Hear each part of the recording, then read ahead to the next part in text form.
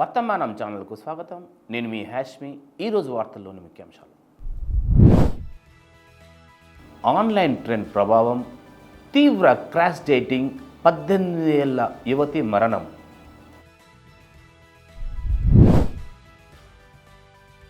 తెలంగాణ భవన్కు చేరుకున్న కేసీఆర్ అసెంబ్లీ సమావేశంలో పూర్తి స్థాయిలో పాల్గొననున్నారా? కేరళలోని తలస్సేరి ప్రాంతానికి చెందిన 18 ఏళ్ల యువతి ఆన్లైన్ ట్రెండ్ ప్రభావంతో తీవ్ర జల ఉపవాసం పాటించడంతో దురదృష్టవశాత్తు ప్రాణాలు కోల్పోయింది. ఇండియా టుడే నివేదిక ప్రకారం ఆమె దాదాపు 6 నెలల నుండి ఆహారం తీసుకోకుండా నీటిపై మాత్రమే ఆధారపడింది. ఆసుపత్రిలో చికిత్స పొందిన తర్వాత జల ఉపవాస ప్రభావంతో తీవ్ర ఆరోగ్య సమస్యలు ఎదుర్కొన్న యువతి 12 రోజుల క్రితం తలస్సేరి కోఆపరేటివ్ హాస్పిటల్లోని ఐసీయూకు తరలించారు. వైద్యులు చేసిన ప్రకటన ప్రకారం ఆమె బరువు కేవలం 24 కిలోగ్రాములు ఉండేది. రక్తంలోని చక్కెర స్థాయి, సోడియం, రక్తపోటు అత్యంత కనిష్ట స్థాయికి చేరుకోవడంతో ఆమె ఆరోగ్య పరిస్థితి మరింత దిగజారింది. వెంటిలేటర్ సహాయంతో చికిత్స అందించినప్పటికీ ఆరోగ్యం తిరిగి కోలుకోలేకపోయింది. వైద్యుల హెచ్చరిక: తీవ్ర వేగంగా బరువు తగ్గించేందుకు క్రాష్ డైటింగ్, జల ఉపవాసం వంటి పద్ధతులు అవలంబించడం ప్రమాదకరమని వైద్యులు హెచ్చరిస్తున్నారు.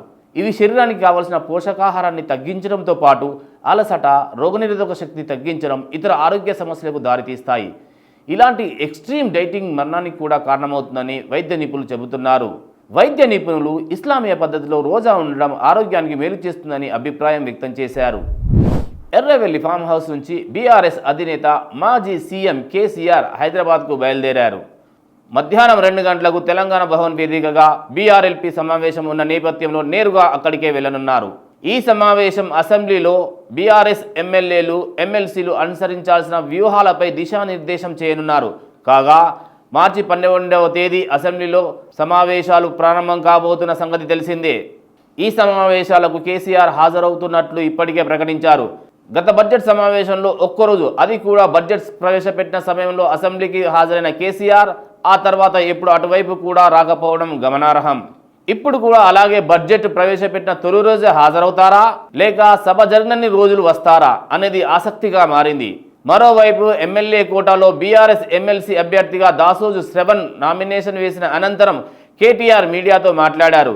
ఈసారి అసెంబ్లీ బడ్జెట్ సమావేశాలకు ప్రతిపక్ష నేత కేసీఆర్ హాజరవుతారని క్లారిటీ ఇచ్చారు.